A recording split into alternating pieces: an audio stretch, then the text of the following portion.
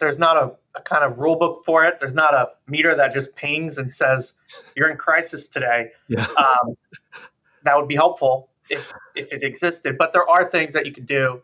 One of them is just recognizing you're in a crisis to begin with, right? So what's the criteria you're using to evaluate that? And there sort of needs to be an antenna up in the organization at the leadership level to be monitoring for some of those situations when the stakes are really, really high, whether it's something like a product recall, whether it's a catastrophic event that's affecting you, whether it's something that's trending, that's super negative, right? Maybe it's a video, about your company that all needs to be funneled up to leadership to kind of elevate that type of mentality, that response.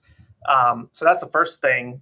And then second, I think you need to know who your team is. So the 5, 6, 7 people, maybe your CEO, your head of product, your chief operating officer. Obviously, if you have a head of communications, you need legal. Sometimes you need your HR. You might need even accounting, depending on what the situation is. If it's financial, investor relations, you need to know the people who need to be in the room in a real crisis situation, sort of all hands on deck, where the business is at stake, and they need to kind of know that that's what they're doing.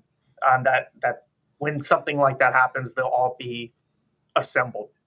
And you can also do some sort of scenario planning around certain crises that you might be predisposed to experience. Mm-hmm. Something like a data breach, right? So if you handle a lot of customer information, if you're in the healthcare space or something, a data breach, or maybe even worse, like a ransomware type of attack, those are unfortunately relatively common, and you can work up a playbook for something like that.